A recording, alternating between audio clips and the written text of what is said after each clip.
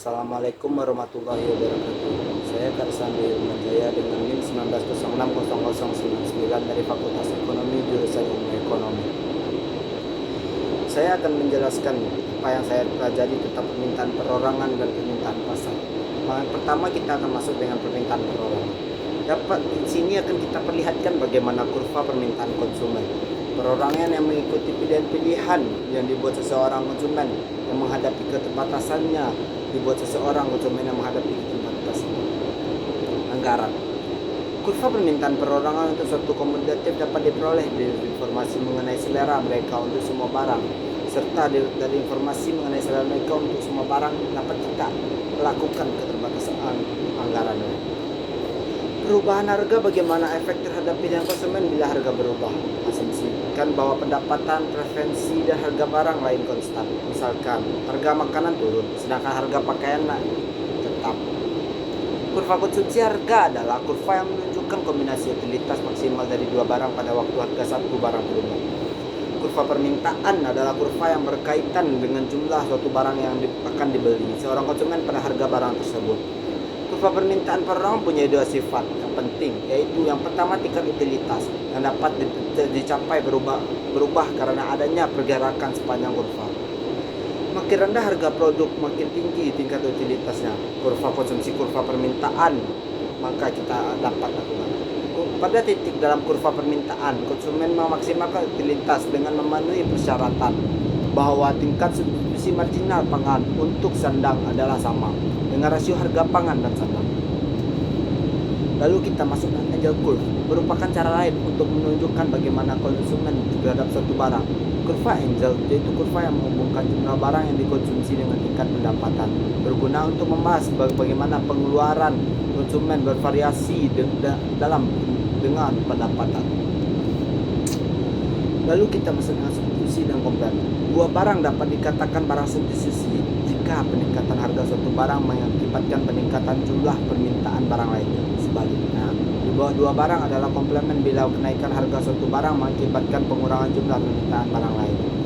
Barang normal atau barang khusus barang inferior. Barang normal adalah barang yang dikonsumsi lebih banyak ketika pendapatan meningkat atau slope curve Angel positif.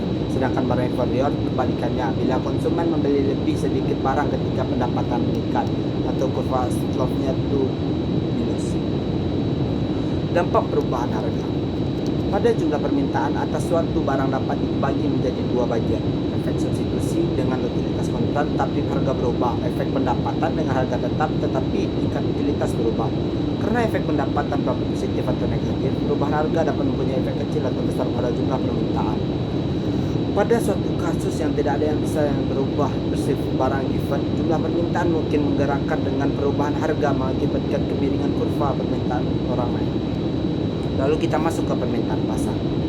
Sini akan ditunjukkan bagaimana kurva permintaan pasar dapat diambil untuk jumlah kurva permintaan perorangan dari semua konsumen dalam persatu tertentu. Kurva permintaan pasar adalah jumlah secara horizontal dari permintaan individu. Elastisitas permintaan.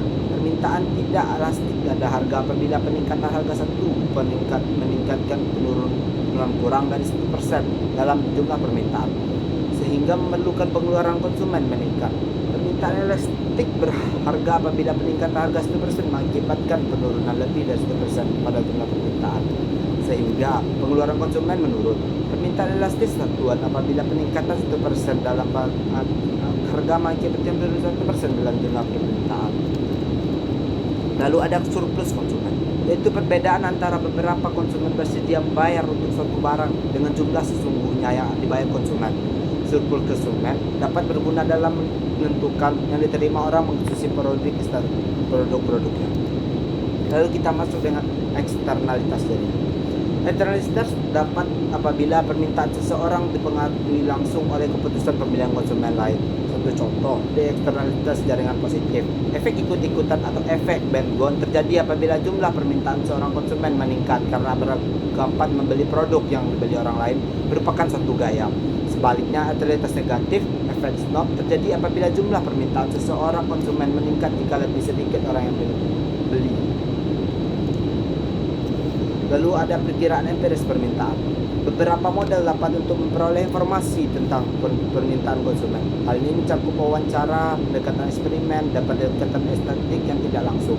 Pendekatan statistik yang bermanfaat untuk dilakukan, tetapi penting menetapkan variabel yang tepat mempengaruhi permintaan sebelum pekerjaan statistik itu selesai.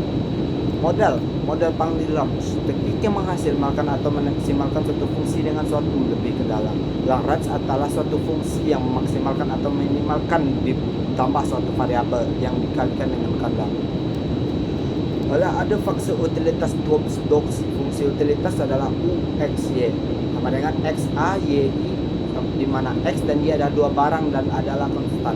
Dualitas adalah cara alternatif untuk melihat adanya suatu anggaran daripada pemeliharaan kurva interference tinggi. Konsumen memilih garis anggaran terendah yang menyentuh kurva interference tertentu. Lalu persamaan Slutsky, suatu perusahaan atau mengatur ulang efek perubahan harga ke dalam substitusi dan pendapatan. Efek substitusi Hicks adalah suatu alternatif untuk mempersamaan Slutsky guna untuk mengatur ulang perubahan harga tanpa pertolongan kurva independen.